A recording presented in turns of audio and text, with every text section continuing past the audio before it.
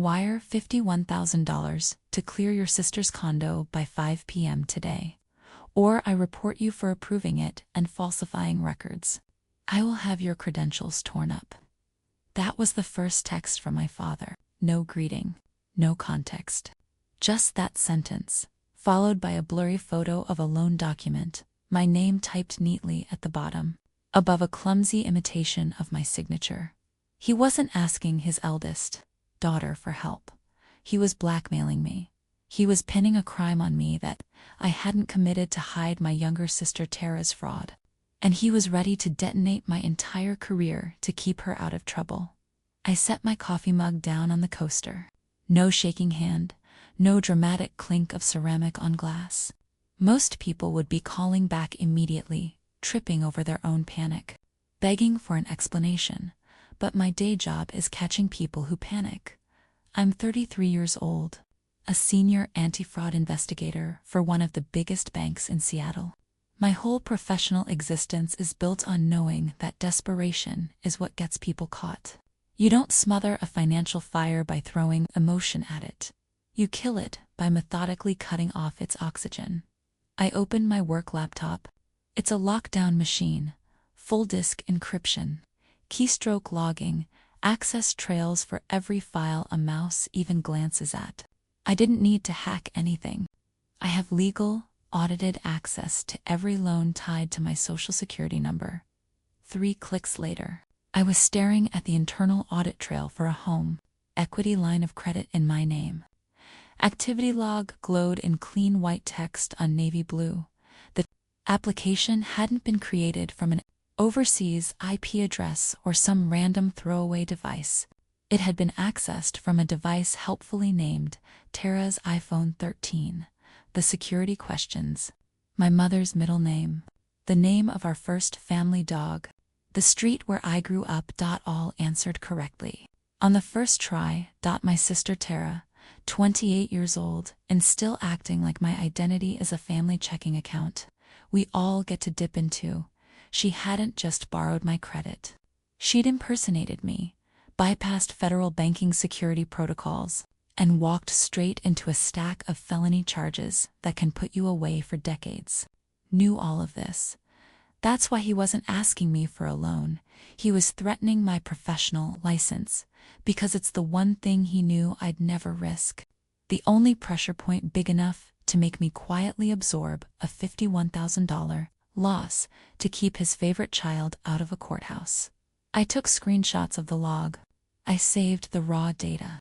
I exported our text thread, where he threatened me, and backed everything up to an encrypted external drive that went straight into my safe. Then, I opened a different tab. For 6 weeks, I'd been ignoring a little red badge on my HR portal. Internal transfer offer, Zurich office, senior risk strategist. Promotion, 22% salary bump, full relocation package. I had been hovering over it for days at a time, convincing myself I couldn't leave Seattle. My parents are getting older. Tara is a human train wreck. I'd told myself my family needed me. They didn't need me. They needed a guarantor. I glanced around my apartment, the mid-century bookshelf I'd assembled alone at midnight. The art I'd chosen, the plants I'd kept alive. The life I'd built here suddenly felt like a stage set after the last performance. Convincing, but hollow. I clicked the HR notification. The offer was still active. I scrolled past the legalese. The relocation fine print, the housing stipend explanations. At the bottom was a blank for preferred start date. I chose immediate, expedited. Accept the button turned green. Transfer confirmed. HR will contact you shortly. This wasn't me running away. Running is chaotic, sloppy, reactive. Was a controlled extraction. A professional retreat to a jurisdiction where my family's chaos would have to file a passport. Application just to reach me. I opened a travel site and booked a one-way ticket to Zurich airport for the following night. The confirmation email landed in my inbox exactly as my phone buzzed again. Another text from Raymond. Read the message. Dana, do the right thing. My eyes drifted to the empty suitcase in the corner of my bedroom.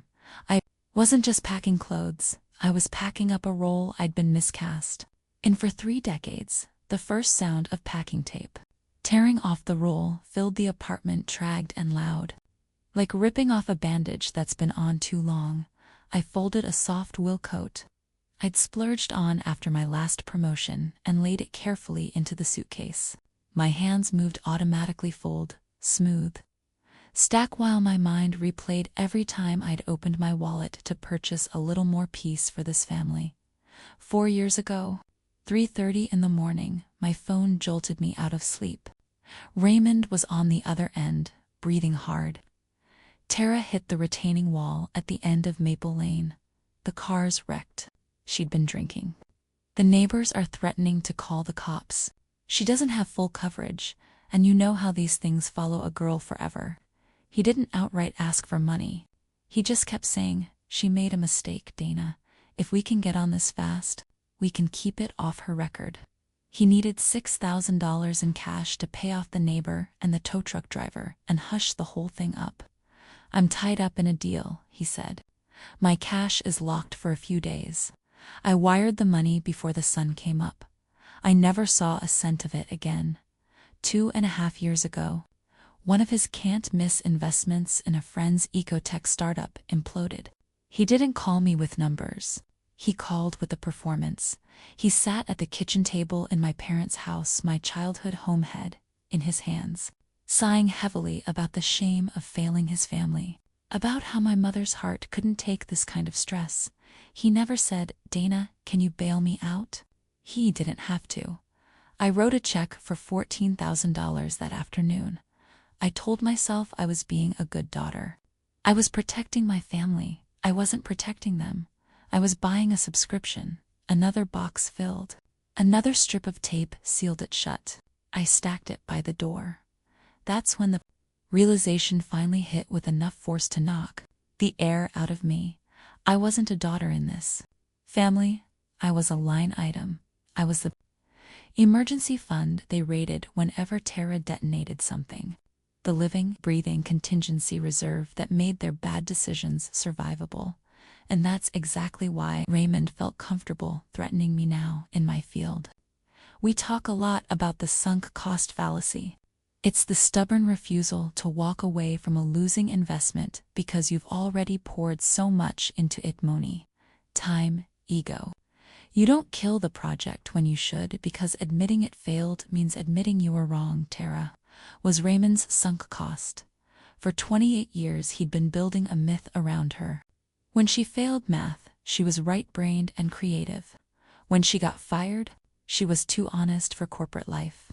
When she maxed out cards, she just had expensive taste and an eye for quality. He'd attached his entire identity to the story that we were a brilliant family, and Tara was the crown jewel. If he admitted she was a thief who forged her own sister's signature for a condo, the whole structure would collapse.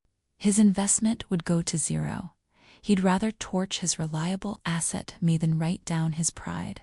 I looked at the towers of cardboard by my front door. My entire Seattle life collapsed into boxes, ready to ship. He thought threatening my career would make me snap.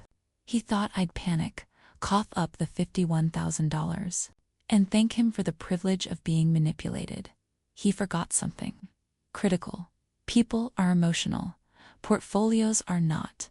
And once an asset turns toxic in my world, you don't protect it. You divest.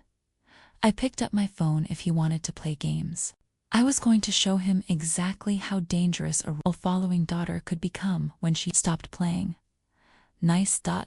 My thumb hovered over the screen for a moment. When you're dealing with predators, you don't sprint. If you run, you just kick their instincts into overdrive. And you don't square up and swing either. They live for direct confrontation. You bait them. You drift just slow enough to look like you're breaking. You show your throat. You make them think they've already won so completely that they get careless. When they walk right into the trap, I opened a travel app and booked another ticket, not to Zurich, this time to Dublin. A fully refundable economy ticket leaving SeaTac in 3 hours. A false scent trail for a man who believed he was driving his prey toward the airport. I took a screenshot of the confirmation, then I opened my message thread with Raymond. I typed slowly, forcing myself to make every word sound like surrender. "You win, Dad." I stared at the line. Those 3 words were his drug of choice. They were what he'd been prying out of me, one way or another, since I was old enough to understand his moods. "I can't risk an investigation into my license," I wrote. "I'm scared, so I'm getting out of the country tonight.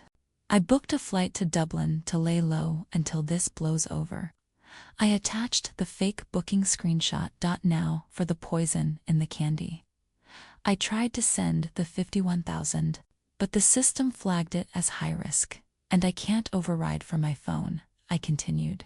So I added Tara as an authorized signer on my savings account. She just needs to go to the main branch on 4th Avenue tomorrow at 10:30 with her ID and sign the withdrawal form herself.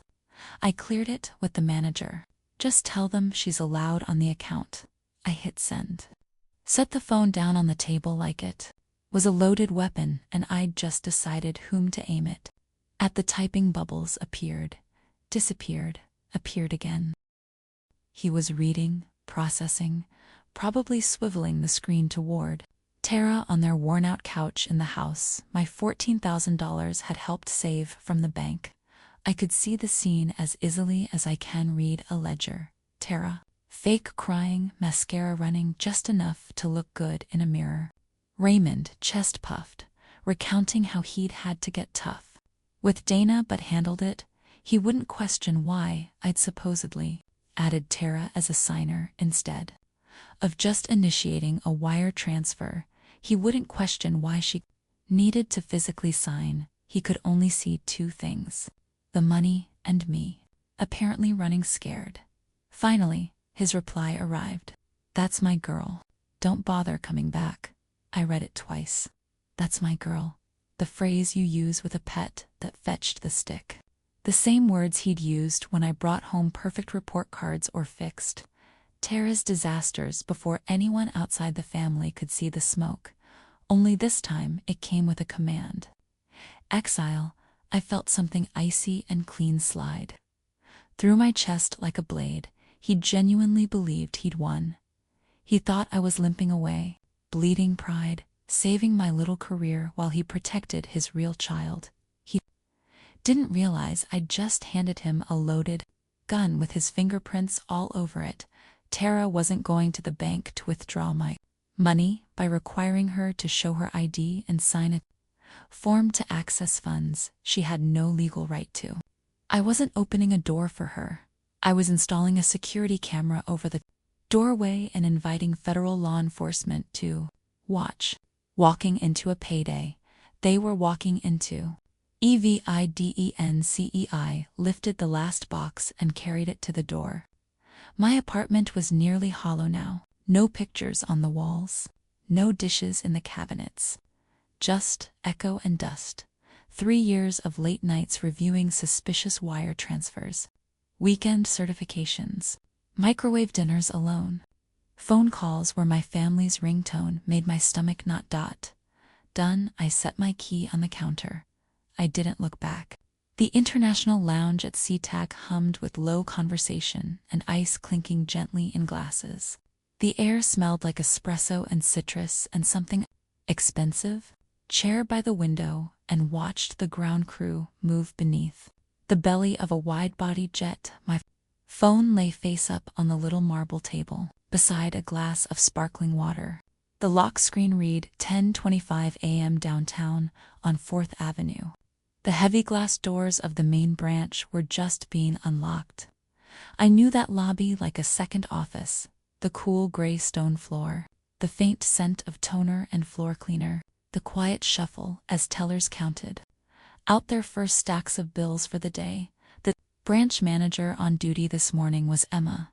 Detail-obsessed, straight tarot, zero tolerance for sketchy stories. Exactly who would be pushing through those doors? In the next few minutes, Tara would put on her serious costume, maybe the tan blazer she'd bought with one of my credit cards for interviews, oversized sunglasses that made her look like a reality TV extra, trying so hard to project woman who belongs here. Raymond would stay in the car outside, engine idling, texting me demand after demand, afraid of getting a parking ticket, arrogant enough to believe he'd muscled a major bank into submission. They thought they were stepping into air conditioning and free coffee. They were stepping into chain of custody. I opened my laptop.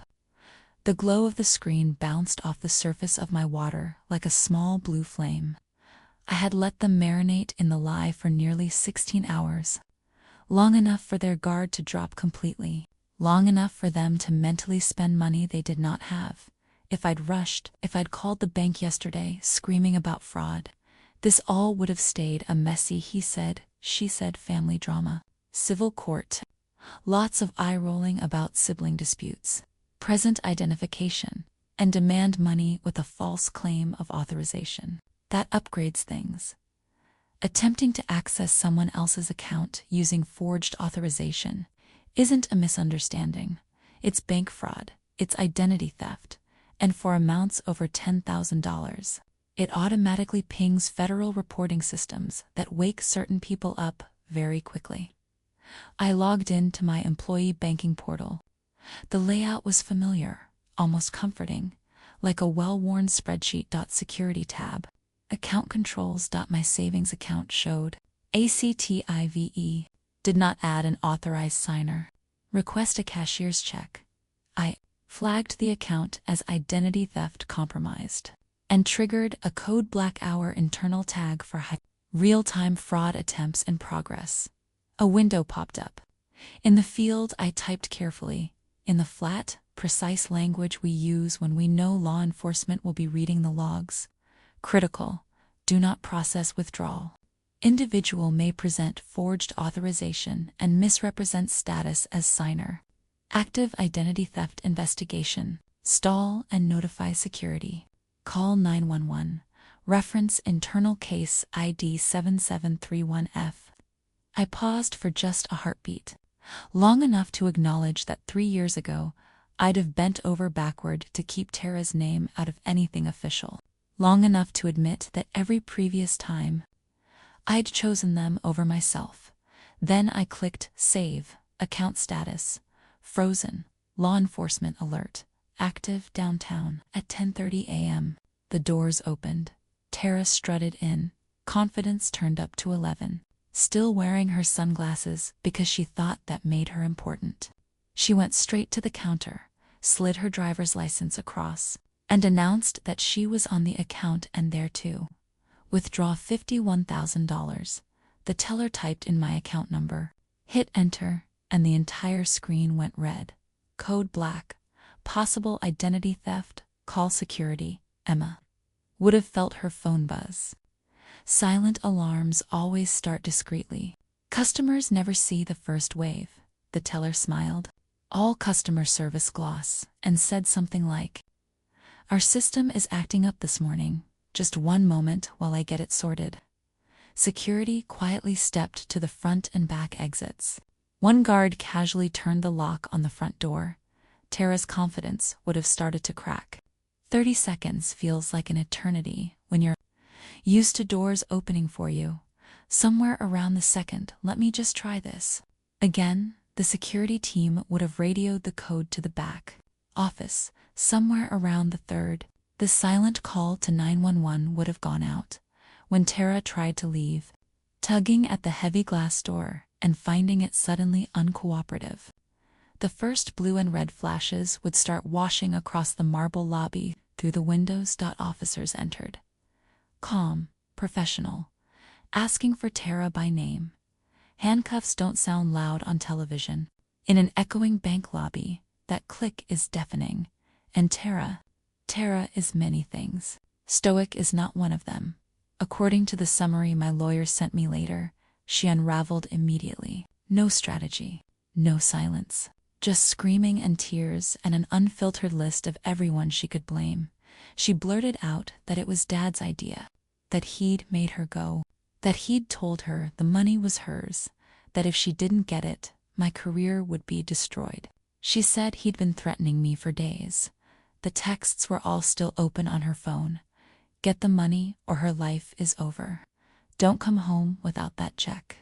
Use the authorization. She owes you. What had started as identity theft and attempted bank fraud grew teeth, extortion, conspiracy, unprobable cause. The officers walked outside and invited Raymond to step out of his car. He left the branch in handcuffs too, while they were being processed, fingerprinted, and read their rights. My plane pushed back from the gate, 38,000 feet over the ocean. Somewhere between Vancouver Island and open water, I switched my phone out of airplane mode long enough to connect to the in-flight Wi-Fi. There was a string of messages from an unknown number. My attorney's secure line. Tara under arrest. Charges: bank fraud, aggravated identity theft. Raymond under arrest. Charges: extortion, conspiracy to commit fraud, emergency protective order granted. They are prohibited from contacting you directly or indirectly. I stared at the words until the airline's logo on the seat back in front of me blurred. Then I opened my contacts. Family group chat. Deleted.Raymond, blocked.Tara, blocked.every cousin aunt. An uncle who might act as a go-between, quietly removed. The flight attendant stopped by with a tray. Sparkling wine, juice, water. Champagne, I said. My voice sounded almost normal. Special occasion, she asked as she poured. Something like that? I'm starting a new position overseas. She smiled and moved on. I lifted the glass, watched the bubbles rise and break at the surface, and took a long, slow sip for the first time in years. The silence on my phone felt like peace instead of a countdown to the next emergency. Sometimes, the only way to win a game that's rigged against you is to flip the table and walk away.